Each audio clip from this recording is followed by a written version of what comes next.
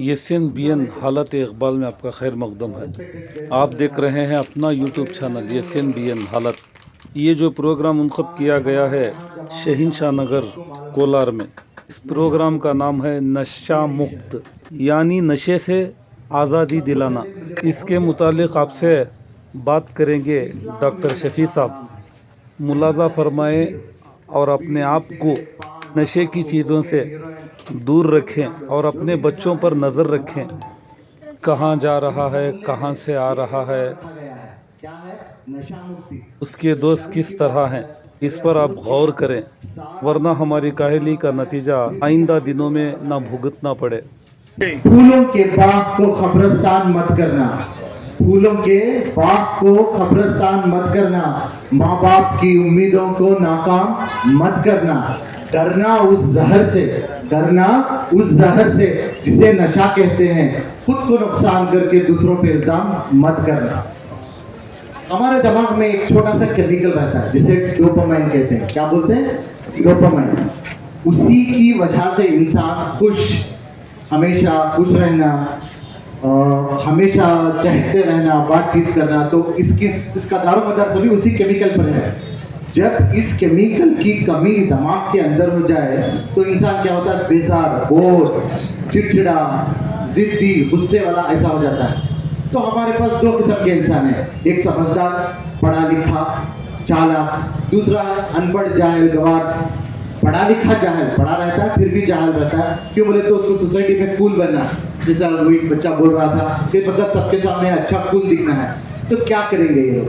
जब भी बेजार होगा तो एक पढ़ा लिखा इंसान क्या करेगा? बोर होगा, उसे बहुत बेजार है, अच्छा खा लेगा, एक गाना सुनेगा, एक मूवी देखेगा, या फिर फ्रेंड्स के साथ बाहर घूमने चलाया जाएगा। वही एक जाहिल अनपढ़ क्या करेगा? वो बेजार जब होगा तो क्या करेगा? बीड़ी, सिगरेट, शराब, इसकी आदत डाल लेगा। तो याद रखिए, इन चीजों से भी वो केमिकल दिमाग में आता है, डोपामाइन, और उन चीजों से भी अच्छा खाना, वर्जिश करना, उससे भी आता है। लेकिन जो सुबह उठकर वर्जिश करता है, अच्छा प्रोटीन वाली ग़िज़ा खाता है, तो उसका जो डोपामाइन केमिकल रहता है बहुत देर तक चलता है जिस्म में।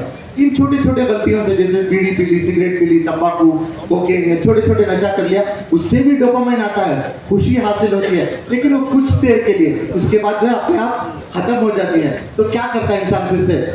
अभी सिगरेट पी लिया तो मूड अच्छा हो गया, 10 मिनट के बाद क्या करेगा? फिर बेजार होगा तो फिर क्या करेगा? एक और सिगरेट पिएगा, एक और पान खा लेगा, यानी आदतों का गुलाम बन जाएगा। नशा जो है गुलाम बना देती है, आदतों का जो है इंसान को गुलाम बना देती है। तो सिंपल से दो मिसालें हैं, तो किस तरह से जिंदगी बर्बाद करती है। ये तो नशा हुआ, नशे के बारे में बोल दिया क्या है, किस तरह से जिंदगी बर्बाद करती है। एक इंसान है, जलील है, नशेड़ी है, शराबी है, उसकी बीवी की आंखों में बेबसी है, बच्चे डरे हुए दहशत में हैं, माँ बाप शर्मिंदा हैं, लेकिन उसको कुछ फर्क नहीं पड़ता। उसे सिर्फ और सिर्फ क्या टेंशन रहता है? शाम को मेरा नशे का जुगाड़ कैसे हो, किस तरह मैं शाम को शराब हासिल कर लूँ। सिर्फ सुबह से शाम तक इसी टेंशन में रहता है। क्या करता है शाम में? वो चोरी भी करता है, डाका भी डालता है, किसी को नुकसान भी पहुँचाता है। घर के सारे बर्तन बिक चुके हैं, बीवी के तमाम जेवर गिरवी पड़ी हुई है उसकी, तो फिर भी उसको उस चीज़ों की परवाह नहीं है, तो वो जलील है। एक दूसरी मिसाल है, एक 16-17 साल का लड़का घर से लड़के निकल गया, या फिर चलो लॉ में फेल्यूर हो गया, या फिर एग्जाम में अच्छे नंबर नहीं आए। जब घर से बाहर निकला, बुरी सोहबत का शिकार हो गया, बैड फ्रेंड सर्कल, गलत सोहबत में, तो नशा कर लिया। जब सुबह होती तो पछताता है, मैंने कल रात में गलती कर ली। दोपहर तक फ्रेंड्स को कोसता है, वो गलत सोहबत थी। शाम तक उसको सपोर्ट नहीं मिलता, घर से काउंसलिंग नहीं होती, माँ बाप समझाते नहीं, दोस्त साथ नहीं देते, तो फिर शाम में उसे क्या एहसास होता है? कल जो मैं कर रहा था वो ठीक था, जिसके साथ था मैं वो ठीक था। तो मैं नौजवान, मेरी आवाज़ जहाँ तक भी जा रही है, जिसमें अगर कोई भी नशे वाला है तो मैं बोलता हूँ, आप जब आप होश में रहें तब फैसला करें, तब कसम खाएं। बेकार है, कसम काम नहीं करेगी। अल्लाह की कसम, जोरों की कसम, अम्मा की कसम, बाबा की कसम, कुछ काम नहीं करेगी। जब नशा लगा सब भूल जाएगा, तो उसे साथ चाहिए, हमारा साथ, सोसाइटी का साथ चाहिए, तभी वो सुधरेगा। मैं खासकर नौजवानों से अपील करता हूँ, ज़्यादा से ज़्यादा हमारे नौजवान इसमें मुब्तला हैं। रोज़ मरने वालों की संख्या एक्सीडेंट्स, दूसरे बीमारियों की वजह से ज़्यादा नहीं है, ड्रग्स की वजह से मरने वालों की तादाद ज्यादा है। ड्रग्स से चाहे बीमारियां हो, एड्स, हेपेटाइटिस बी हो, या फिर ड्रग्स के नशे में एक्सीडेंट्स हो गए, इससे मरने वालों की तादाद हिंदुस्तान में ज्यादा है और खासकर नौजवानों की है। मिसाल मशहूर है, आप किसी भी कौम या मुल्क को बर्बाद करना चाहें तो आपको बॉम्ब्स की, पिस्टल की या गन की जरूरत नहीं।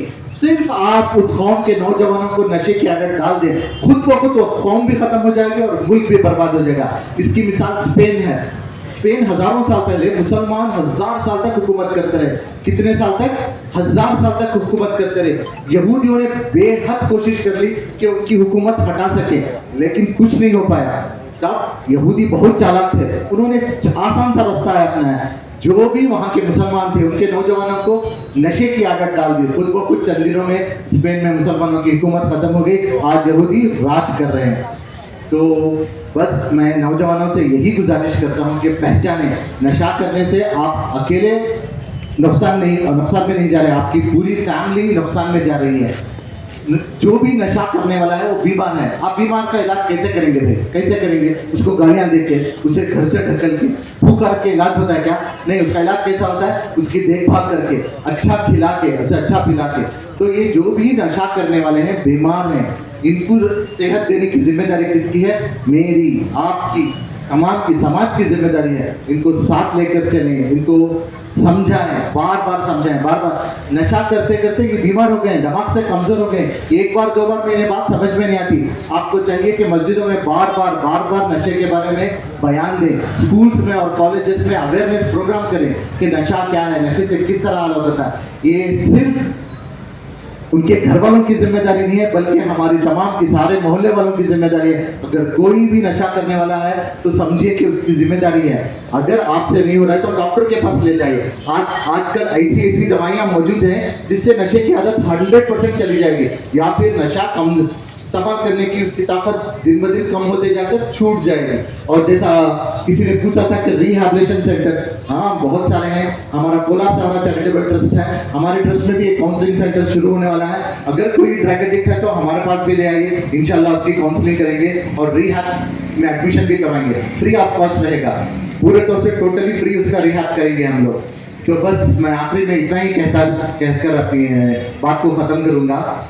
खुदा ने आज तक उस कौम की हालत नहीं बदली, खुदा ने आज तक उस कौम की हालत नहीं बदली, न हो जिसको ख्याल अपने हालत के बदलने का। जब तक आप नहीं चाहोगे खुदा भी आपकी मदद नहीं करेगा। Thank you.